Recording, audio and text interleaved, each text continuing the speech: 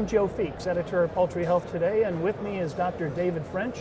He's a staff veterinarian for Sanderson Farms in Laurel, Mississippi. David, thank you so much for joining us today. Thank you. Appreciate the opportunity. You bet. Let's talk about antibiotics, and specifically a little more than a year ago, FDA came out with new guidelines for judicious use of all antimicrobials. How is this affecting your use of antimicrobials on a day-to-day basis at Sanderson Farms? Well, at Sanderson Farms, we have 3 veterinarians working in the field, and we've been concerned about judicious use of antibiotics long before there was any legislation regarding that. So I'd have to say it hasn't really changed the way we approach the business. It is exactly what we were doing already, and I think what any company with veterinarians on staff would be doing. We're all interested in maintaining these products, keeping them available to us as an industry, and being good stewards of the products that we've been given to use. Now, one of the distinctions that the FDA guidelines made is that it drew a line in the sand between the medically important antimicrobials and then what they call non-medically important things like anticoccidials and some other antibiotics that are not used in human medicine. Has that distinction made any difference in the way you manage antibiotics? It hasn't changed the way we manage antibiotics, but I think it's a huge distinction that the general public needs to be aware of, because as numbers are talked about with regard to the pounds of antibiotics that are used in animal agriculture, the general public needs to understand that the majority of those are products that would never even be used in human medicine. So I think it's an important distinction to make, and I'm happy to see them do that. Now, there is a trend in the industry, albeit a small one, to produce birds that are raised without antibiotics. Is this something that is doable on a large scale? I understand there might be a niche market for it, but looking at the volume of poultry that we produce in this country and also the global demand, do you feel that it's something that we could do? There are a lot of customers out there that would like antibiotic-free product. There are a lot of customers that could care less about antibiotic-free. They want sustainable, affordable poultry or meat products to purchase in the stores. I would say that certainly supplying the needs of the customer is important for the poultry industry. However, if we're put in a situation where 100% of the industry is going towards complete antibiotic-free production, that opens up the door for all kinds of problems. Such as? Well, the same thing happened in the UK several years ago when the UK decided to go antibiotic-free.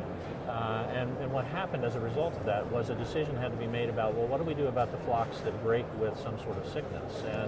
And in that particular scenario, the antibiotics that they were left to use to treat birds that were getting sick were antibiotics that were more likely to be medically important for the human population, like amoxicillin, which received very little use before that, but once they made a decision to go antibiotic-free, ironically, the humanly important antibiotics were the ones that were chosen to treat the sick birds.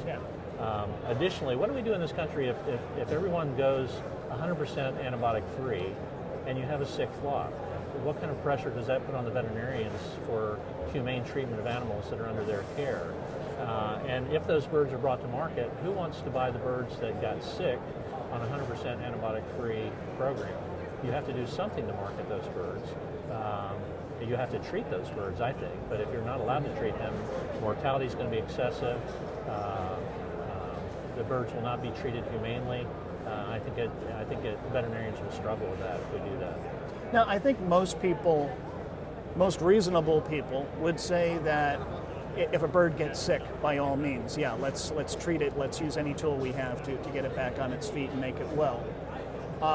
But there are those who would say, but we should never use antibiotics to prevent infection. We should only use it to treat. Does that seem like a reasonable approach? I think that the FDA scrutinizes all products that are brought to market, and the label claims that they make, whether it's for treatment of a particular disease or whether it's for prevention and control, I think are important distinctions, and certain criteria are established to register those products under those guidelines.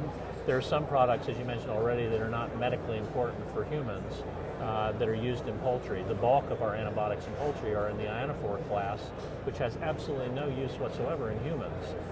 However, those can be useful in the prevention and control of protozoal parasite coccidiosis. And in that regard, a prevention and a control is a useful application for a drug that would have no application in human medicine. But is it reasonable to think, though, that maybe you could just wait for coccidiosis to strike and then use an antibiotic or some other kind of medication? There are other alternatives that are available besides anticoccidials. There are vaccination programs that are used, but the vaccination programs are difficult to use at certain times of the year. Much easier to use a vaccination program in the summertime than in the wintertime.